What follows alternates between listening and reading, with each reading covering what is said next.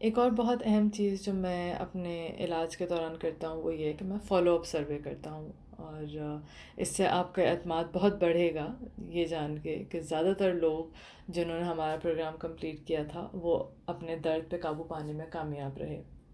ہم نے ایک سال ایک فالو اپ سروے کیا جس میں ہم نے پچھلے 4 سالوں کے مریضوں سے پوچھا کہ ان کا اب کیا حال ہے۔ تو 177 پیشنٹس تھے، ان میں سے 76% پیشنٹس نے ہمیں بتایا کہ اب ہم ایک بالکل عام زندگی گزار رہے ہیں، ہمیں بالکل درد نہیں ہوتا یا معمولی سا ہوتا ہے۔ 8% لوگوں نے یہ کہا کہ ہم بہت بہتر ہیں، اور 16% نے کہا کہ ہاں ہمارے اس میں کوئی فرق نہیں پڑا ہے۔ لیکن یہ اس وقت کی بات ہے جس زمانے میں نے اپنا لیکچرز کا پروگرام اتنا اچھا ڈیولپ نہیں کیا ہوا تھا، میرا کورس ابھی بھی ڈیولپمنٹ کے پروسیس میں تھا اور اتنا سوفسٹیکیٹڈ نہیں تھا جتنا کہ اب ہے۔ 5 سالوں کے بعد میں نے دوبارہ ایسا ہی ایک اور سروے کیا۔ اس دفعہ ہم نے ایسے تمام مریضوں کو سلیکٹ کیا جن کا آلریڈی سی ٹی اسکین ہوا ہوا تھا اور اس میں ان کی ڈسک میں ہرنیشن آئی تھی۔ یہ 3 سالوں کے اوپر ان مریضوں کا ہم نے علاج کیا تھا۔ اس دفعہ تقریباً 88% لوگ اپنے علاج میں کامیاب ہوئے تھے، 10% میں امپروومنٹ تھی، اور صرف 2% لوگ ایسے تھے جن میں کوئی فرق نہیں پڑا تھا۔ اور پھر ابھی ریسنٹلی ہی ایک بہت مشہور جرنلسٹ ہیں ٹونی شوارٹز، ان کا میں نے بڑا سکسیزفل علاج کیا تھا۔ انہوں نے ایک آرٹیکل لکھا نیو یارک میگزین میں، اور اس میں انہوں نے بتایا کہ انہوں نے 40 پیشنٹس کو اس پروگرام میں ریفر کیا تھا، اور ان میں سے 39 لوگ ایسے تھے جن اب درد سے نجات پا چکے تھے۔ ایک اور میرے ینگ کولیگ ہیں ڈاکٹر مائیکل، جو کہ اس وقت ایک اسسٹنٹ ڈائریکٹر ہیں آؤٹ پیشنٹ میڈیکل سروسز میں سیڈر سنائی میڈیکل ہاسپٹل میں، جو کہ لاس اینجلس میں ہے۔ انہوں نے اب تک ٹی ایم ایس کا ڈائگنوسس 50 پیشنٹ میں کیا ہے اور ان کا ٹریٹمنٹ بھی کیا ہے۔ اور ان کا گروپ اس لیے بھی زیادہ مشکل تھا کیونکہ ان میں سے میجورٹی ایسی تھی جو اس بات کو ماننے کو ہی تیار نہیں تھی کہ ان کا درد کسی ٹینشن کی وجہ سے ہو رہا ہے، جس کی وجہ سے اس کا کام اور زیادہ مشکل ہو گیا تھا کہ ان کو کنونس بھی کرنا تھا۔ لیکن پھر بھی میری کتاب میں جو میں نے بیسک کانسیپٹ بتائے ہوئے ہیں ان سب کو فالو کرتے ہوئے اس نے ان کا علاج کیا، اور اس میں 90% لوگوں کو جو ہے افاقہ ہوا ہے۔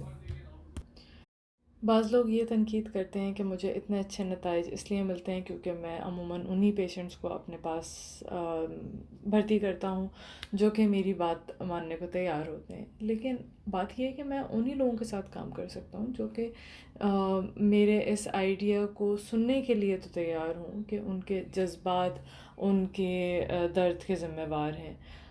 ٹھیک ہے کہ زیادہ تر مریض جب مجھ سے شروع میں ملتے ہیں تو وہ اس بارے میں یقین نہیں رکھتے کہ جذبات ان کا درد پیدا کر رہے ہیں، اور یہ میرا ہی کام ہے کہ میں ان کو اس کی لاجک بتاؤں اور ان کو اس تشخیص میں کنونس کروں، کیونکہ ہم صرف تبھی دماغ کو ٹی ایم ایس پیدا کرنے سے روک سکتے ہیں جب اس کو یہ سمجھ آ جائے کہ وہ کر کیا رہا ہے۔ جو لوگ میرے اس طریقہ علاج پہ اعتراض کرتے ہیں ان سے میرا یہ سوال ہے کہ کیا کوئی سرجن ایسے پیشنٹ کا آپریشن کرے گا جو کہ ایک اچھا سرجیکل رسک نہیں رکھتا تھا؟ یعنی اگر کسی پیشنٹ میں پہلے ہی بہت زیادہ بیماریوں کا غلبہ ہو، اس کی صحت اچھی نہ ہو، تو عموماً سرجن بھی منع کر دیتے ہیں کہ بھائی ہم سرجری نہیں کر سکتے، آپ کی سرجری میں بہت زیادہ رسک ہے۔ تو اگر میں ایسے پیشنٹس کا علاج کرنے سے منع کر دیتا ہوں جو کہ تمام لیکچر سننے کے بعد بھی وہ کنونس نہیں ہو پاتے، تو کیا میں غلط کرتا ہوں؟ ایک اور کامن کرٹیسزم جو میرے کام پہ کیا جاتا ہے وہ یہ ہے کہ لوگ کہتے ہیں کہ 30 to 40% کیسز میں تو یہ ٹھیک ہو سکتا ہے، لیکن ایسا تو نہیں ہو سکتا کہ سارے کے سارے کمر گردن اور درد میں جو لوگ مبتلا ہیں وہ سب کے سب ٹی ایم ایس ہوں۔ اچھا، اگر میں ان کی یہ بات مان بھی لوں تو بھی اگر 30 to 40% پیشنٹس کو ٹی ایم ایس ہے تو بھی یہ ڈائگنوسس ایک عام میڈیکل پروفیشنل کیوں نہیں کرتا؟ اور وہ تو کبھی کسی پیشنٹ ایک کو بھی نہیں کہتے کہ آپ کو ٹی ایم ایس ہے۔ یہاں پہ میں یہ وضاحت کرتا چلوں کہ میں اس وقت تک کسی بھی پیشنٹ کو علاج یافتہ قرار نہیں دیتا جب تک کہ اس کو کافی حد تک اپنے درد میں آرام نہ آ جائے۔ اور وہ اپنی روزمرہ کی ایکٹیویٹیز بغیر کسی خوف کے شروع کر چکا ہو۔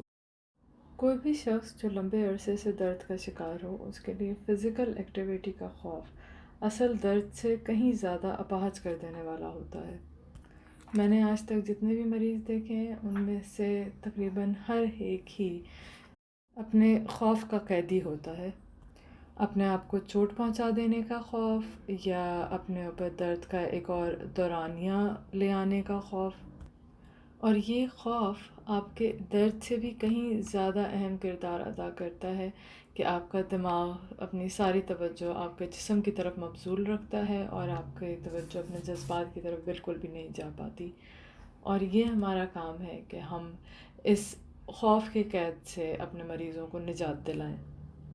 میں تقریباً ہر روز ہی ایسے جملے اور ایسی سوچوں کی تلاش میں رہتا ہوں جس سے میں لوگوں کو اس بات کا احساس دلا سکوں اور ان کا اس پہ یقین اور اعتماد بڑھا سکوں کہ یہ اصل میں آپ کا خوف ہے جس نے آپ کو اپنا قیدی بنایا ہوا ہے۔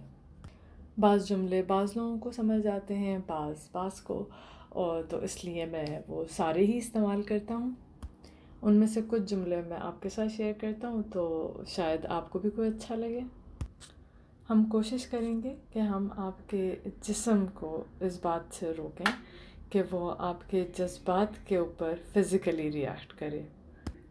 ہم چاہتے ہیں کہ ہم آپ کو ایسے پیغامات سکھائیں جو آپ اپنے لاشعوری دماغ کو بھیجیں۔